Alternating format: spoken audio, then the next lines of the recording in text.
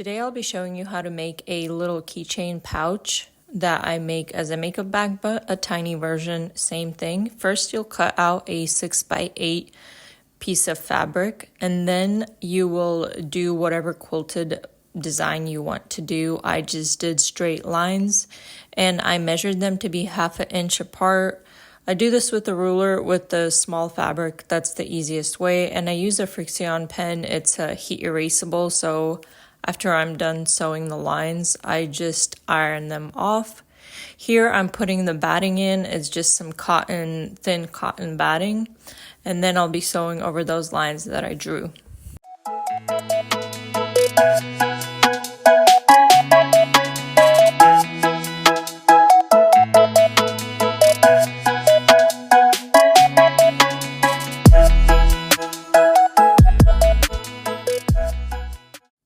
I do start with a back stitch and finish each line with a back stitch just to secure it, but it's a straight stitch and then start and finish with a back stitch. Here's a different angle of how I'm sewing it.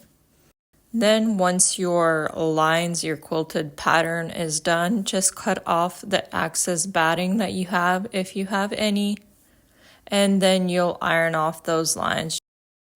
The next step is cutting your zipper. I mean, you could have done it before, but I'm cutting my zipper here and just a little bit longer than the 6 inches, so you have a little bit of access when you're putting your little zipper thingy on. And then cut out the lining fabric a little bit, tiny bit larger than your outer fabric. Now you're gonna layer your outer fabric, the zipper side down on the outer fabric, and pretty side down of your inner fabric, whichever, if there's a difference on your sides. And you clip it all together on both ends with the two zippers, on one zipper on one side, the other zipper on the other side. And you switch your little sewing foot to the zipper foot and proceed to sew on your zippers. Once your zippers are sewed on, you will iron down the lining on the inside and the outer fabric so it's flat and it doesn't catch onto the zipper. You'll sew the line up right by the zipper on both sides.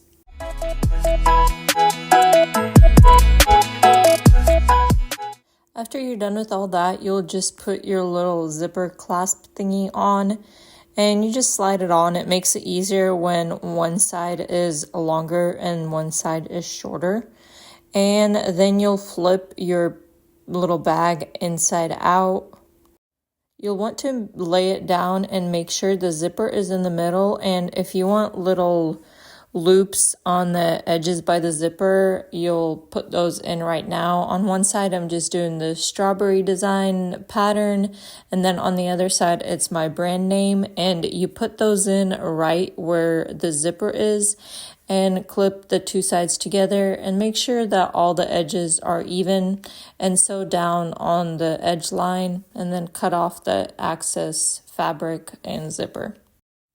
Next, you'll cut out little squares on the corners. This will give you the boxy form, and the bigger you cut your squares, the type of squares you cut is what type of shape you're gonna get. I'm doing about 3/4 of an inch on each side, and I just cut them all out very carefully so I don't cut too much into the baggie itself. Then I cut out the finishing pieces, so I measure out to make sure that the measurements will cover the edges, and I just do all my unfinished edges like this on one side and then on the other side.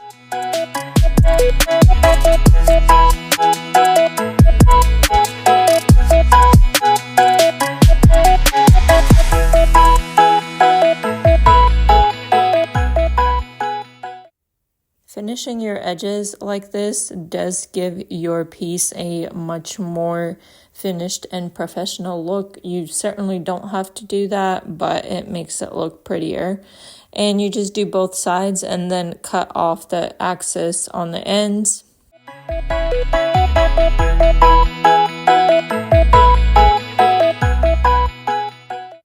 after you do finish off those unfinished edges, you get your corners and put it corner to corner and sew all four together like that. So corner to corner, sew, corner to corner, sew, as you'll see what I'm doing right here.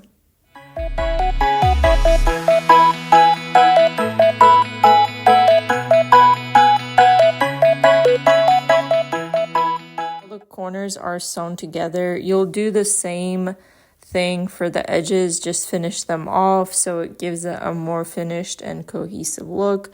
Like I said, you certainly don't have to do that, but it makes it much prettier if you do, and the product looks finished, and if you don't do it, it looks unfinished.